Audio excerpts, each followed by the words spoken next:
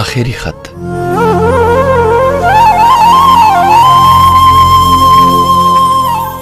ریلګاډي یو څو کړکۍ ووهلې او بیا یو درز سره وخوځېدو. سهیل دغه درز په خپله سینه کې محسوس کړو. هغه د سیګرټ نه یو دومره اوږد کش راښکو چې سیګرټ ورسره لمبه شو. ولې هغه دغه لمبه ونه لیده او دا غالبا ځکه چې د هغه په زړه کې د دې نه زیاتې لمبې بلې وي. هغه د ریلګاډي د کړکۍ نه سر را بهر کړو. په سټیشن کې ولاړو کسانو مسافرو ته لاسونه خوځول او مسافرو ورنه د لاسونو په خوځولو د رخصتېدو اجازت اخیستو. سهیل هر چاته په ژور نظر کتل. د جدای احساس له لفظونه لټول، خو چې کله سترګې په سیما ولګېدې نو خوله یې وازه پاتې شوه. د هغه په خپلو سترګو باور نه راتلو. د هغه د خولې نه لاشعوري طور یوه چغه وخته.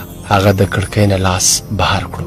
سیما لکه د ماشومانو په سهیل پسې رامنډې کړې. هغه لا سهیل ته نږدې شوې نه وه چې د ګاډي رفتار ترېنه ښه لرې کړه. سیما په سټیشن کې ساسه اټاله پاتې شوه. د هغې لاسونه بې اختیاره خوځېدل او کله چې ریلګاډی د نظر د حد نه ووتو نو د سیما په خپل مخ لړۍ لړۍ اوښکو ته پام شو.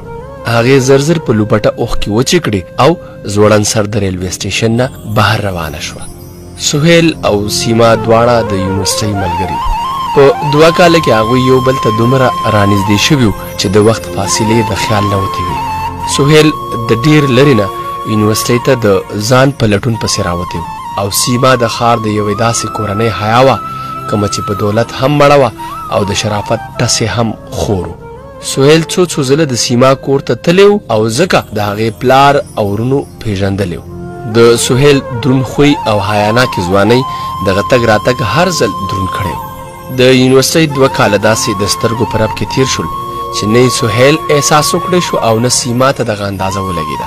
خو نن چې کله د 14م پاس کولو نه پس سهیل کلي ته روان شو نو د زړه تارونه د ماضي یوه نغمه وچیړله. هغه د دغې نغمې په هر ترنګ اوښکې توی کړي، خو وخت د دغه اوښکو هیڅ پروا نه شوه کولی. کلي ته د رارسېدو نه پس هغه څو ځله دا فیصله وکړه چې پلار ته د سیما په هکله خبره وکړي، خو هر ځل به ورله پښتو د ارمان په مرۍ خپه کېښوده. څه موده خو هغه په دغه ذهني اضطراب کې راګیر و، خو په هغه ورځ یې د سر نه لمبه وخته چې پلار یې د ده د تره لور سره د کوژدن خبره وکړه. مور به ورته د تره لور خبرې کولې او د سهیل په مخ به رنګونه په یو بل پسې منډې وهلې.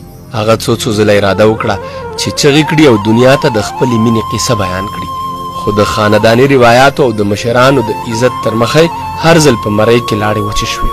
د سهیل ملګرو خندل او هغه په خپله مجبورۍ اوښکې تویولې. کوژدن وشوه، سندرې وویلی شولې، مبارکیانې واخیستی شوې، خو سهیل به چوپه خوله یوازې ګرځېدو. هغه نه پوهېده چې څه فیصله وکړي، خو د سیما رالیږلی خط د هغه په ذهن کې یو طوفان راپورته. پرون راته چا ستا د کوژدن خبره وکړه، ډېر څه مې درته لیکل غوښتل، خو په زړه مې د صبر تیکه کېښوده. زه خفه نه یم، خو دا یو ارمان مې ژوند ته نه پرېږدي چې کاش ما هم دغه جینۍ یو ځلې لیدلی وې. آخر ستا د تره لور ده، لکه ستا به ښایسته وي. زما کوژدن هم پرون مازدیګر د ماما زوی سره وشوه. ته خفه کېږه مه، دا د نصیبونو خبرې دي. د سیما دا څو کرښې خط د سهیل د ډېرو معصومو ارمانونو قتل و. هغه د ځان نه بیا دا تپوس کولو چې آخر سیما ته دا هر څه چا وویل، خو چې د هغې د کوژدن خبرې ته فکر یوړو نو د وینې رفتار یې سیوا شو. د هغې په بېوفایۍ زړه له دلاسا ورکړې. د دلاساو دا ورځې هم داسې تېرېدې. د کوژدن نه څه موده پس چې کله د سهیل واده وشو نو د ژوند په هر قدم هغه سیما یاده کړه. د تره لور څو ځله د سهیل دا خاموشي محسوسه کړه، خو په مطلب یې ونه رسېده. کال پس چې کله سهیل د یو زوی پلار شو نو د ماضي یادونه یې د ذهن نه ویستل او د نوي ژوند سره یې نوې اشنایي جوړه کړه. ولې د اشنایۍ دغې عینې حالت درز وکړو چې پوره 3 کاله پس د سیما دویم خط راغی. هغې دا ځل هم یو څو ټکي لیکلي وو. زه ستا د زوی د کېدو نه خبره شوم، یقین وکړه چې ډېره خوشحاله شوم. او ها رښتیا زما هم یو لور شوې ده، بلکل زما په شان. ستا زوی به بیخي ستا په رنګ وي، خو خفه په دې یمه چې لیدلی نه شم. زما دپاره ورسره ډېره مینه کوه. د خط لوستو سره د سهیل په ذهن کې د سیما او د هغې د ماشومې تصویرونه لاړل راغلل. هغه غوښتل چې لاړ شي او د سیما لور یو نظر وویني، خو اوس دا خبره ګرانه وه. سهیل خط د یونیورسټۍ د ورځو په ډایرۍ کې خوندي کېښودو او بیا یې ژوند ته لاسونه ورکړل. هغه د نوکرۍ په ځای په کلي کې یوه وړه فیکټري ولګوله چې چې د سحر نه تر ماښامه پورې به هم هلته په کار کې اخته و. 10 کاله پس د سهیل کاروبار په خورېدو د هغه د ژوند تقاضې بدلې وې. یوه ورځ چې د کار نه ناوخته راغی نو ماشومان ټول اوده شوي وو. ښځې ورته ډوډۍ ورکړه او هغه لا مړۍ نه وه پورته کړې چې ښځې ورته ووې نن دې څه چیټۍ د کور په پته راغلې ده، خدای خبر شه چې د چا ده. د سهیل رنګ زیړ وتښتېدو. هغې ښځې ته د چیټۍ د راغستلو وویل.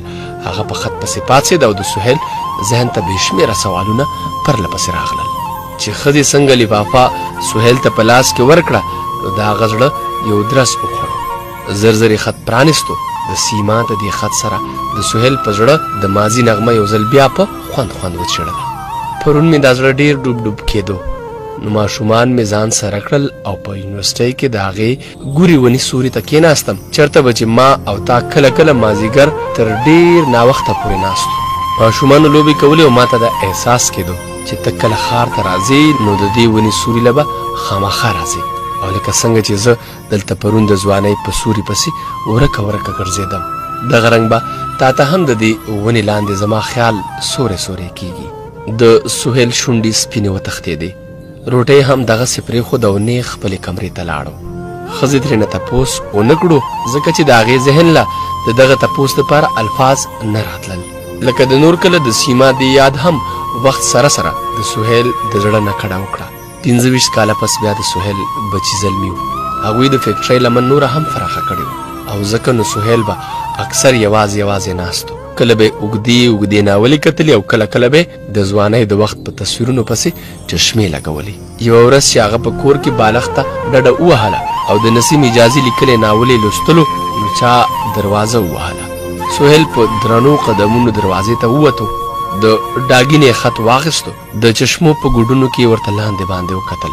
د کمزوري وجود کمزوري زړی په سینه کې بې اختیاره ودانګل. سیما ته د 25 کاله د تېرېدو احساس و.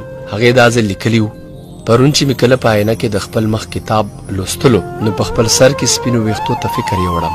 ستا د سر ویښته به هم سپین شوي که نه او په دغه سپینو ویښتو کې به ته څومره ښکلی او دروند ښکارې. زه هره لحظه تا د تصویر په سترګو کې وینم او ته چې کله یوازې شي نو کله به دې زما خیال خامخا چیړي. سهیل څو ځله دا خط ولوستلو. خولې له بې اختیاره راغلل. واقع چې لیونی ده او بیا په درنو قدمونو د آینې مخې له ورغې خپلو سپینو ویښتو ته یې وکتل. اول مسکی شو او بیا یې د زړه د تل نه یو سوړ اسویلی د شونډو سرونه نه راغی خو په خوله یې هېڅ هم نه ویل. 2 کاله پس د سهیل د زامنو ودونه وشول. لوڼې د پردو کورونو شوې او د هغه په ژوند د تنهایۍ تورې ورځې ګورې شوې. هغه به ټوله ورځ یوازې په خپله کمره کې ناست و. د کتابونو لوستلو نه یې زړه موړ شو خو په دغه تنهایۍ کې یو پارسل نوې هنګامه راپورته کړه. هغه د ډاګینه په رپېدونکو لاسونو دغه پارسل واخیستو. د پارسل د پاسه لیکلو ته په چشمو کې په غور وکتل. د سیما د خط پیژندو سره هغه د ځان سره غلی غوندې وخندل او بیا یې وویل ته ګوره لیونی زه پې اوس هم ګران یم او بیا یې ډېر په احتیاط پارسل پرانیستو. په هغې کې د سهیل خطونه د هغه د لاس ډېرې داسې نښې چې د سهیل نه پخپله هم هېروي. سهیل د دې هر څه نه زیات د سیما خط لوستلو ته لیواله و. د پارسل په ویښ کې یوه لفافه د سهیل په نوم وه. سهیل زر په رپېدونکو لاسونو لفافه پرانسته او چې خط ته په غور وکتل نو په نظر کې داسې جذبې الوول شوې. ما وبخه سهیله ما وبخه ځکه چې زه مړه یم. پوره 40 کاله وړاندې په هغه ورځ چې کله ما ستا د کوژدن خبر اورېدلی و دا ټول خطونه ما خپل یو ملګري له دې وصیت سره ورکړي چې تا ته په مناسبو وختونو کې درولېږي. ته زما نه خفه نه شي ځکه چې ستا نه بغیر بل چا ته د کتو سوچ هم نشم کولی. خپله لیونۍ سیما وبخه. د خودکشۍ د احساس سره د سهیل د رپېدونکو لاسونو نه خط پرېوتو او چې د هغه زامن راتلل نو د سیما لیک د هغه په سینه پروت او سترګې واضح پاتې شوې وي. که وختونه دې تیر شوي زما مینې خو زما په هر سا کې لا اوسېږي.